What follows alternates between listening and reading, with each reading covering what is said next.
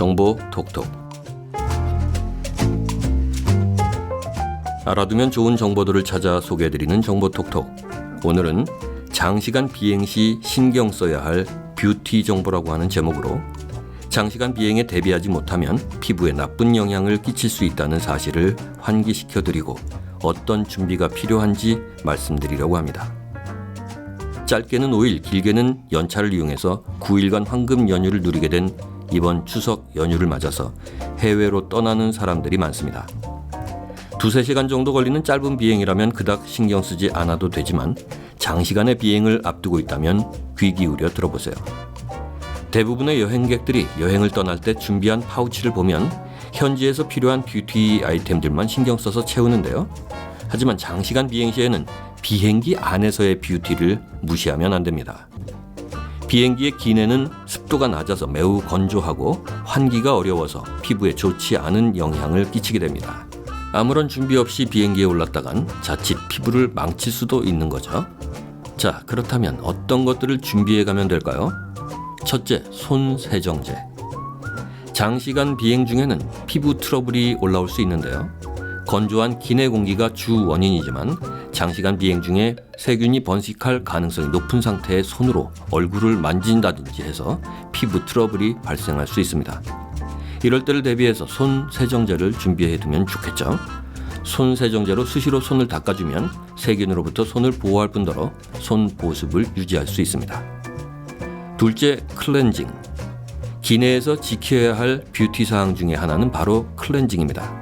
두꺼운 메이크업을 하고 장시간 비행에 오르면 피부 유수분 밸런스가 무너지고 피부 트러블이 발생할 수 있는데요. 또한 건조한 피부는 평소보다 더 예민해져서 피부 노화가 촉진되게 됩니다. 기내에서 최상의 피부 컨디션을 유지하기 위해서는 피부가 호흡할 수 있도록 메이크업을 지우는 거죠.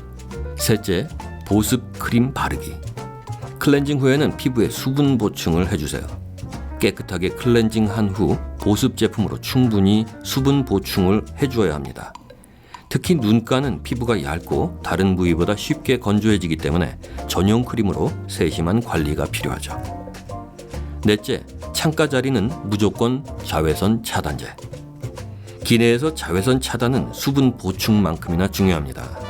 자외선은 고도가 높아질수록 강해지기 때문에 비행 시에는 지상보다 몇 배나 높은 자외선에 노출될 수 있습니다. 장시간 노출이 지속되면 색소 침착을 일으키고 피부 노화를 촉진할 수 있죠. 특히 낮 시간 비행 시에 창가 쪽 자리에 앉았다면 더욱 주의가 필요하고 3-4시간에 한 번씩 자외선 차단제를 더 발라주는 것이 좋습니다. 다섯째, 다리 슬리밍 제품. 장시간 비행으로 다리 붓는 게 걱정이라면 슬리밍 제품을 준비하세요. 장시간 앉아있다 보면 혈액순환이 원활하지 못해서 다리가 붓기 쉽습니다. 다리가 붓는 걸 방지하려면 일단 비행기에 오르기 전에 간단한 스트레칭을 한 후에 타시는 게 좋고요. 비행 중에도 2-3시간마다 한 번씩 자리에서 일어나 걸어주는 게 좋습니다. 그리고 거기에 더해서 슬리밍 제품을 다리에 붙이고 틈틈이 마사지를 해주세요. 다리가 붓는 것을 상당히 완화시킬 수 있을 겁니다.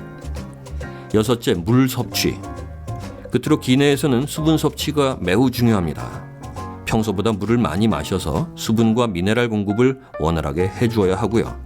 커피, 차, 알코올 등 수분 배출을 증가시키는 음료는 피부를 위해서 자제하는 게 좋습니다. 그렇지만 장시간 비행의 무료함을 달래기 위해서 커피를 즐기는 걸 자제하기 어려울 수도 있고 맥주나 와인을 마시고 잠을 청하는 분들도 있을 테니 피부를 위해서 무조건 알코올을 삼가시라고 할 수는 없겠고요. 어쨌든 그만큼 더 물을 많이 잘 챙겨 드시면 좋다는 점을 강조해 드립니다. 네, 정보 톡톡 오늘은 비행기 내에서의 뷰티와 관련된 팁을 소개해 드렸습니다.